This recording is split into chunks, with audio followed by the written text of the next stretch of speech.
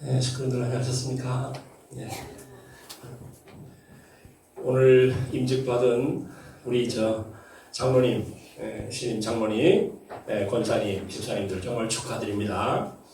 임직은 받는 것도 중요하지만 임직자로서의 정말로 그 사명을 잘 하는 것이 더 중요합니다. 축복도 마찬가지입니다. 축복 받는 게 중요한 게 아니고 축복받고 난 다음에 내가 축복 가정으로서 그 소임을 다 하는 것이 중요합니다. 그런 것처럼 오늘 이제 임직 받으셨으니까 임직은 계급이 아닙니다. 계급이 아닙니다. 계급이 아니고 임직은 하나님 앞에 봉사직입니다. 봉사직. 그러니까 더 장로님 됐단 말은 더 크게 봉사하라 이런 뜻입니다. 권사님은 더 크게 봉사하라. 집사님은 크게 봉사하라 이런 뜻입니다. 예, 알겠죠? 그렇게 생각하고 크게 이렇게 마음을 가져주길 부탁드리겠습니다. 제가 오늘 신앙생활은 무엇인가, 왜 하는가 하는 거예요. 여러분, 지금 이 본문 말씀이 해답이 딱 나왔어요. 신앙생활은 내 욕심 채우려고 하는 게 아니라는 거예요. 이거 잘 알아야 됩니다. 여러분들, 이 세상에는 종교가 많죠. 종교가 많습니다. 예를 들어 말하면 하다못해 샤머니즘, 무당하는 것도 그것도 종교예요. 종교.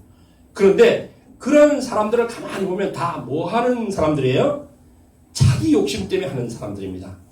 그러니까 그것은 원래 신앙의 뜻과는 맞지 않은 말이다 하는 것을 아버님께서 가르쳐주고 있는 거예요. 그러니까 우리도 이것을 잘 알아야 됩니다. 여러분, 신앙생활은 하나님을 모시는 생활이에요.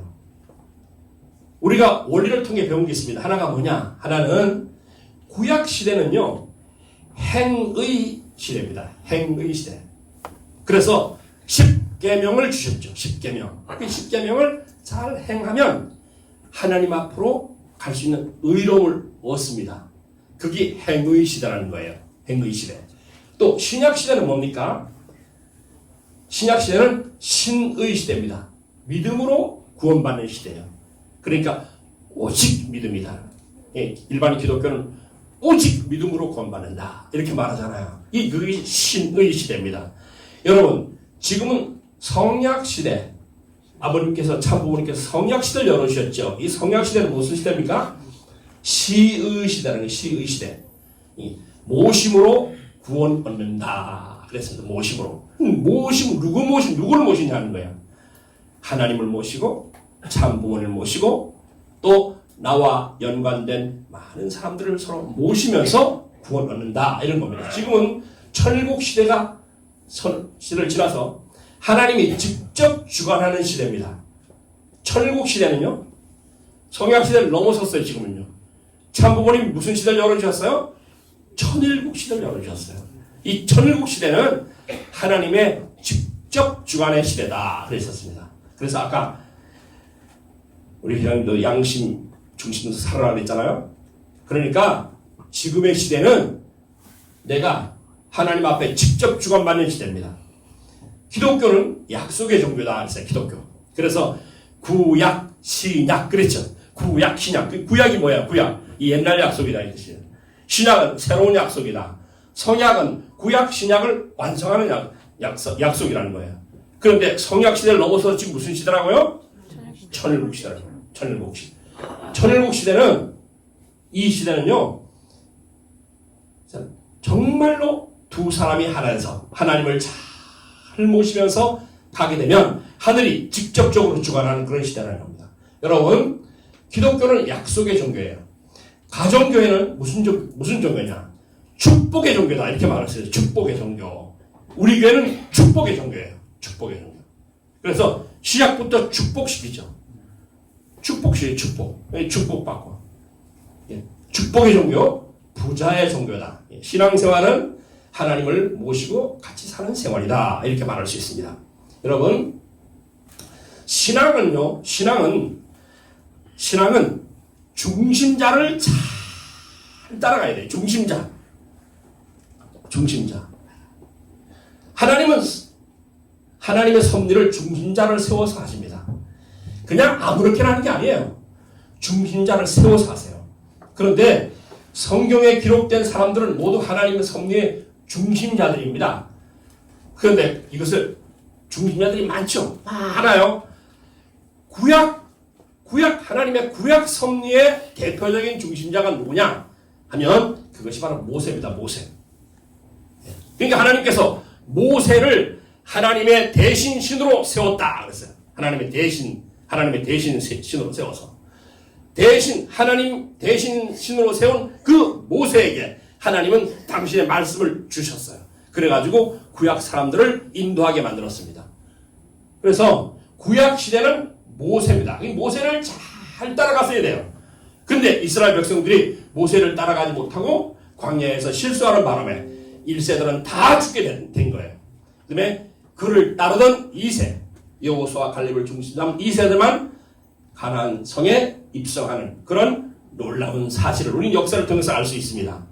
지금은 무슨 시대입니까? 지금은 구약 시대를 지나서 신약 시대예요. 신약 시대는 중심자가 누구냐? 바로 예수님입니다. 예수님. 그러니까 신약 시대는 오로지 예수예요. 오로지 예수. 그럼 예수님에 의해서 다 구원받는다 하는 것을 끝없이 가르치고 있는 거예요. 그렇죠. 신약 시대는. 지금은 무슨 시대예요? 성약 시대를 넘어서서 천국 시대입니다. 이 천국 시대의 중심자가 누구냐 하면 그 중심자가 바로 참 부모님이세요. 참 부모님. 여러분, 참 부모님은 지금 성약 시대를 넘어선 천국 시대 중심자다. 이거를 똑똑하게 알아야 됩니다. 이걸 모르면 엉뚱한 데 가서 헤매고 있는 거예요. 하나님의 뜻과 축복은 중심자를 통해서 온다. 하나님의 축복은 누구를 통해 온다고요? 중심자를 통해 온다. 이걸 기억해야 됩니다. 여러분, 천국시대 중심자인 참부모님 누구인가 하는 거예요. 천국시대 중심자인 참부모는 누구인가? 그분은 예수님의 재림자고 하나님의 뜻을 갖고 오신 분이고 제3아담이에요. 제3아담. 제1아담이 누구예요? 에덴 동산에서 아담이에요. 후 아담으로 오셨던 분이 누구예요? 그분이 예수예요. 그 예수님의 재림자이기 때문에 참부모님은 제3아담 이렇게 말할 수가 있습니다. 제3아담. 그러니까 하나님께서 에덴 동산에서 아담을 통해서 이루려 했던 그 창조본연의 이상세계를 그것을 아담이 실수함으로써 잘못됐기 때문에 그것을 다시 이루기 위해서 보낸 분이 바로 예수님입니다. 그 예수님이 십자가에 못 박혀 돌아가시니까 하나님의 섭리가 거기서 끝났어요. 다시 보내서 이 땅 가운데 하나님의 뜻을 이루기 위해서 보낸 분이 누구냐? 그분이 바로 참 부모라는 사실을 우리가 잘 알아야 됩니다. 여러분, 참 부모님은 가정 이상을 완성한 분이세요. 아버님 말씀을 보면 하나님의 한이 뭐냐? 손자를 못 가져본 거라요. 손자. 그러니까 아담 에바가 하나님을 중심하고 결혼 못했으니까 하나님의 손자가 못 받잖아요. 그렇죠? 그러니까 그 에덴 동산에서 하나님이 가정 이상을 완성을 못했다는 거예요. 이것을 완성하기 위해서 보내신 분, 그분이 바로 참 부모님이시다. 참 부모님은 아담이 하나님의 형상을 쓰고 이 땅 가운데 탄생한 하나님의 실체라면 두 번째 후 아담은 바로 하나님의 두 번째 하나님의 실체예요. 그러니까 아버님이 제3아담이기 때문에 아버님은 하나님의 실체 대상이다 하는 것을 기억해야 됩니다. 무슨 말이겠죠? 여러분, 하나님과 나는 어떤 관계냐는 거예요. 하나님과 나는 어떤 관계입니까? 타락한 인간은 하나님을 몰라요. 하나님을 찾지도 않고 믿지도 않습니다. 타락한 인간은 하나님을 절대 찾지도 않고 믿지도 않습니다. 우리는 세속인에서 종교인을 거쳐 관계인이 된 겁니다. 이 무슨 말이에요? 세상 속에 살던 사람들이죠, 우리 같이. 그렇죠? 그래가지고 하나님을 믿는 종교인이 됐습니다. 여기서 머무르면 지식의 신앙자밖에 안 되는 거예요. 여기서 한 단계 더 넘어가야 됩니다. 이 뭔가 하면 내가 하나님의 아들, 딸이라고 하는 관계, 이거를 내가 하나님의 아들, 딸이라는 관계, 이거를 정확하게 인식해야 돼요. 이거를 그냥 마음으로 인식하는 게 아닙니다. 내 세포로, 내 온 몸으로 육화시켜서 내가 그런 사람이 돼야 되는 거예요. 성경은 하나님을 가르치는 기록이에요. 성경이 뭐냐? 성경이 이렇게 두껍지만 그 두꺼운 말씀이 하나님을 가르친 거예요. 타락한 인간들 앞에 하나님을 가르친 겁니다. 이 인류 역사상 처음으로 하나님을 아버지라고 한 사람이 누구냐? 그분이 바로 예수님이세요. 예수님이 왜 죽은지 아십니까? 하나님을 아버지라고 했기 때문에 죽었어요. 아버지. 참 부모님은 하나님이 우리의 부모라는 것을 알고 원리의 모든 비밀이 다 풀어졌다는 걸 당신이 느끼셨답니다.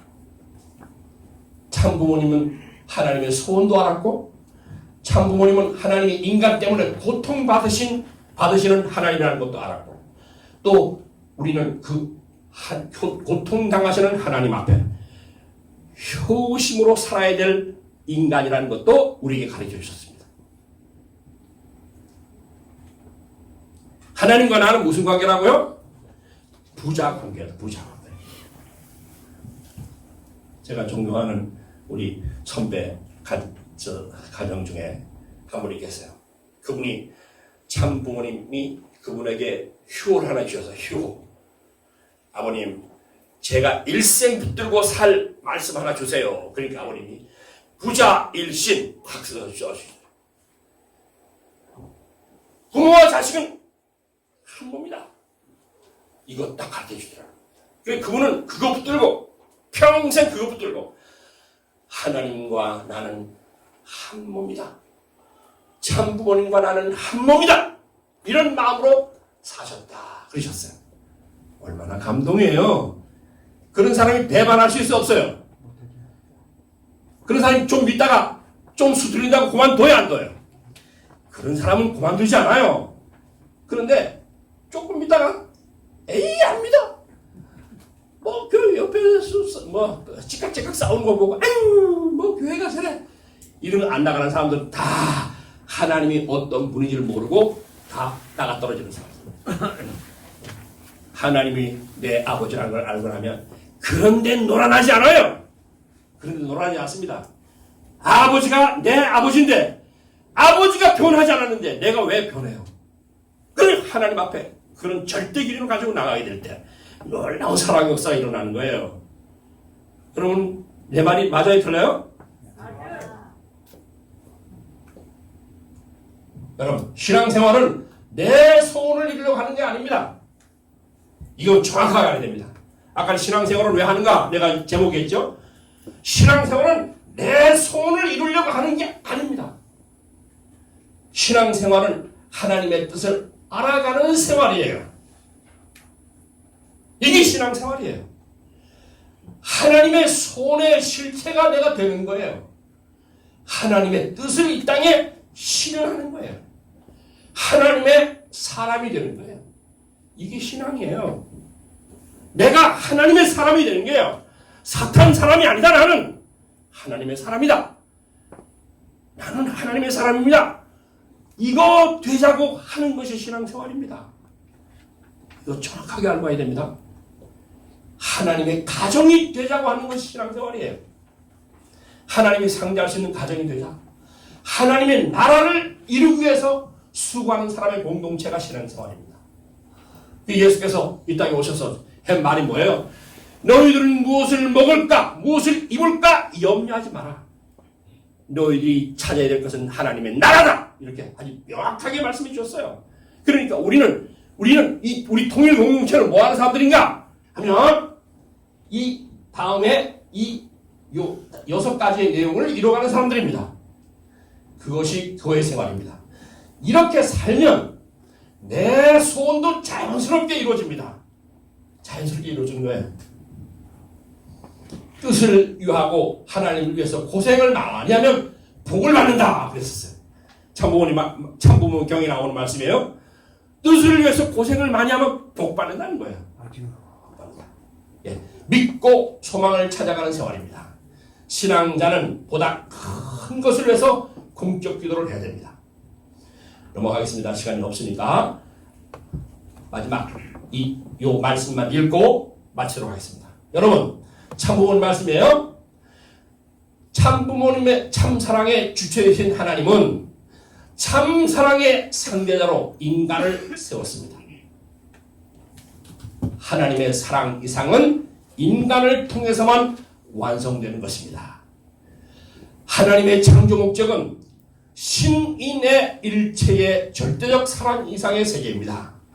인간은 하나님의 최고 최선의 사랑의 대상으로 지음받았습니다. 그러므로 인간은 창조물 중에서 유일하게 하나님의 실체를 입은 대상입니다. 무형의 하나님 앞에 보이는 몸으로 태어났습니다. 인간을 완성하면 하나님의 성전이 됩니다. 하나님이 자유롭게 또 평안하게 언제나 들어와서 거하실 수 있는 유형의 실체입니다. 하나님의 절대적인 참사랑의 전체적 이상은 인간을 통하여 부모와 자식의 종적 관계로 실현 완성됩니다. 그랬어. 내가 이 말씀 결론이 너무 중요해서 내가 오늘 아침에 오늘의 말씀에다 넣었어요. 여러분, 이거 이루는 게 신앙생활 하는 거예요. 이거 이루는 겁니다. 그래서 사람이 내가 하나님 앞에 정말 하나님과 뜻을 위해서 살려고 노력해서 정성 들이면 내가 하나님의 성전이 되는 거. 성전 완성되면 성전 된다 그랬어요. 성전. 하나님의 성전 만들자는 것이 신앙생활하는 거예요. 하나님의 성전. 그런데 하나님의 성전을 더럽히지 말라는 거예요. 하나님의 성전을 더럽히지 마라. 하나님의 성전을 아무렇게 취급하지 말라 하는 거예요. 그것이 중요한 말씀입니다. 우리 식구들, 오늘 내가 짤막하게 말씀했는데요. 결론 치겠습니다. 신앙생활은 이 시대 중심자로 보내신 참 부모님을 모시고 하늘 부모님께 효정의 생활을 하는 거예요. 신앙생활은 이 땅의 중심자로 보내신 참 부모님을 모시고 효정의 생활을 하는 것이 이 신앙생활이다. 이거 생각해야 됩니다. 여러분, 우리 다 같이 효정의 마음으로 한 주간 살고, 이 2022년 얼마 안 남았죠?